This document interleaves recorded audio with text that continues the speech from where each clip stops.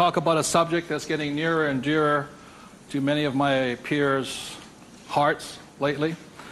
And the subject is retirement, or the lack of the ability to retire. So I said the way I retired early has to do with the issue of this.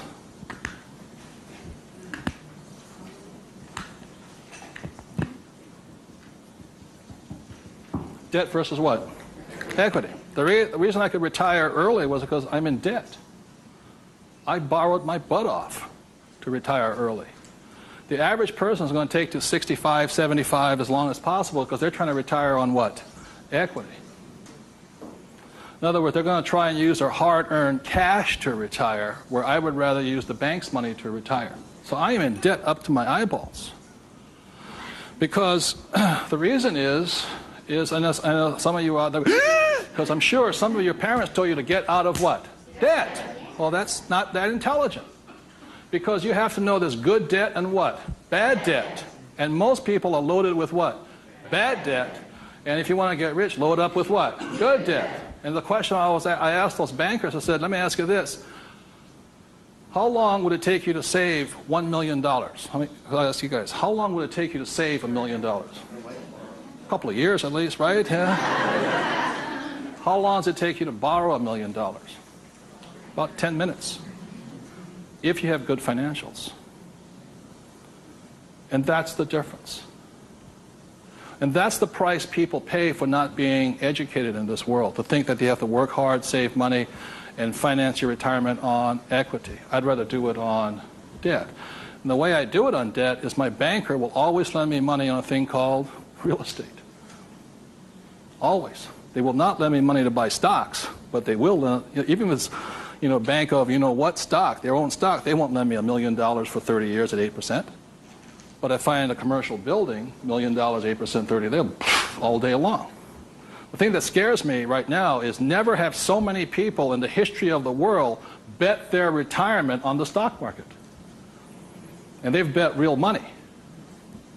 Am I correct? And trust me, the market will crash. Always has and always will. Now, those taking deep breaths right now, it's because you're not, because that should be good news. Because if it crashes, that's when you get rich. But the people who have been trained to think of playing it safe and all this, they're going to be in terror. Completely different point of view. So the point I'm making here is this. One of the reasons I wanted to get educated, understand cash flow, play the game, was just so I could borrow money faster. When my poor dad always said to get out of debt. Debt was bad. So I just called, I just called my broker down the street here. I said, I need 2.4. He says, come in and sign the paperwork. That was it. 2.4 million, just sign. Now, because I can take that money and make 10 million out of it, the average person will go on vacation with it. Or buy a big house, or buy a boat. It's called fiduciary responsibility. If you can prove you know how to manage your money and you have the good financials, plus you have a couple of million in cash, they'll lend you all the money you want. Because they know my problem is too much money. And the reason I buy real estate is because I get more tax breaks. Real estate is a game of the rich, not paper. It's a really interesting world. So what I'm going to go into is how you can get to the point where you don't, I'm not recommending just go out and borrow today, especially if you have no education. I spent 40 years getting here to the point where I can call my broker up. Before, 10 years ago, I'd call them up and they'd laugh. How much do you want? Well, I took that as a feedback that I had to improve my financials. Does that make sense to you guys here? To the point where they would say yes. So the difference between my poor dad and my rich dad was this. My poor dad always said, get a high-paying what? Job. Big mistake. Because the trouble with a high-paying job is you get taxed.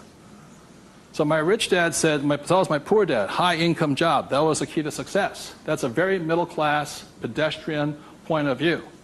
The rich know this. It's not how much money you make. It's how much money you keep. You've got to keep it. It is not how much you make.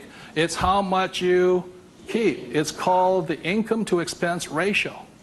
In other words, how much drops to your bottom line. Does that make sense to you guys here? Yes. How much drops? So the minimum is 30%. So if you're making $1,000, the minimum that can drop is 30%. If you're not going 30% to the bottom line, in other words, this way, and you don't have to do it, I'm just giving you the ratios that work. If you have $1,000 coming in this way, then 300 needs to hit here somehow. That's the ratio. The average person, you know how much is hitting here? Nothing. That's why they're poor. They're making more and more money, a high-paying job, you know. I went to the university to get a high-paying job, and I'm now at GS-19, and I'm getting more money, but less is dropping here. Does that make sense, you guys, here? Because they're buying more what? Liability. It's called the income-to-expense ratio. How much is dropping? That's what counts. I listened to Sir John Templeton. He said when he first got married, for every 1,000 that came in, 500 hit here. That's what makes the rich rich. It's not how much they make, it's how much they keep. It's a matter of focus. And my poor dad always said, I'm making more money. My rich dad says, I'm keeping more money. Big difference, huge difference in long-term wealth. It's how much is hitting this here. So the thing I have is an exercise that'll prove that anybody can be rich. And when I was a little kid, my rich dad gave me one of these. He gave me 3 of these little things. They're called what? Piggy banks. So if you want to get rich, go out and buy 3 of them. Okay? 3 piggy banks. That's all it takes to train yourself to think to be rich. Now, for every piggy bank, so you have 1 piggy bank, 2 piggy banks, 3 piggy banks. 1 is for saving, 1's for investing, and 1 is for tithing or charity. Very important to give. The decision you make today, I'm talking about choices.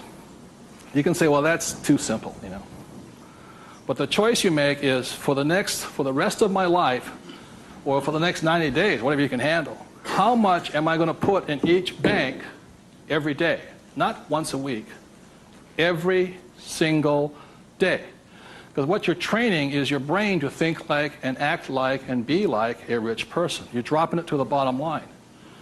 So, let's say the most you can handle today, given your horrific financial brilliance, is $1. Good.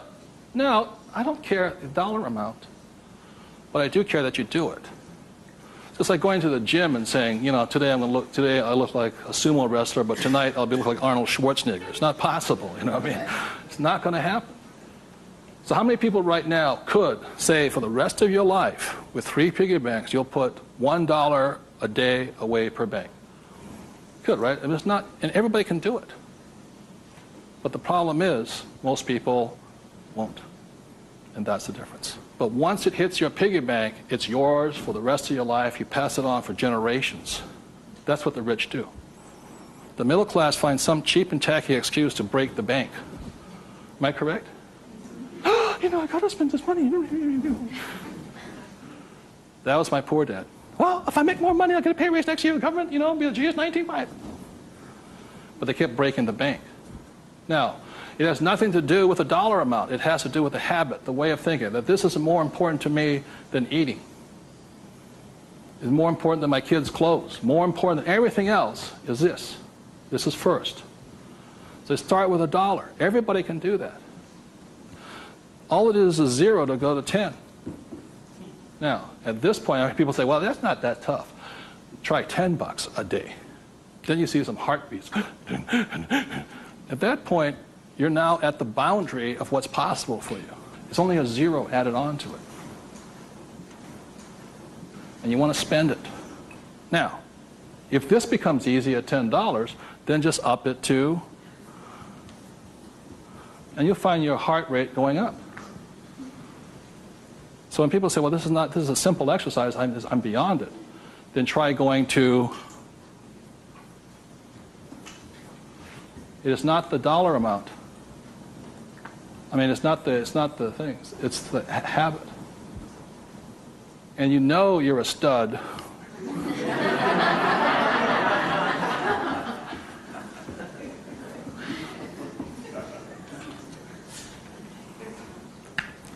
This never spent. This is what your mad money is. You buy your properties and stuff. stocks and bonds, mutual funds with. You can afford to lose this if necessary, but you never lose this one. And you tithe your church or charity of your choice. Now, I give to the charity that I would like to support, but I don't have the time to support. So you put your money where your body would be. Does that make sense to you guys here? My rich dad gave it to his church. My poor dad gave nothing. He says, when I have the money, then I'll give it. That's why he was poor. The next point here is that my rich dad always believed in job security. My poor dad, job security. And my rich dad believed in financial security. So the way you get financial security is, again, via these three things.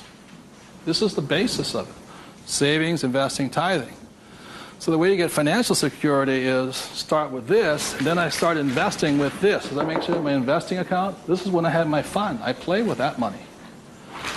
So the deal here is this, whether you're buying a business, real estate, or paper, the ratio is this. You can ask my wife the question. For every, somebody says, well, I don't have any money. How do I get some money? I said, start with that, the 3 piggy banks. Or how do you find a nothing down deal? The reason they want a nothing down deal is because they got nothing to put down, right? And that's the most risky thing you should do. You can only take a nothing down deal when you have a lot of money to put down, because it's too risky. I can take a nothing down deal because I got the money to cover it in case it goes bad on me. But the point here is this, how I got my experience, how I can find a deal is this. You can ask my wife this. For every one property I buy, how many properties or businesses or stocks do I analyze? 100. That's the ratio. Before I buy one piece of property, I will analyze a minimum of 100 properties. If I don't buy one property in that 100, I start all over again. It's 100 to 1 is the ratio. That's how I find a deal. Not only that, is when I had no money, what was I doing? Still analyzing a deal.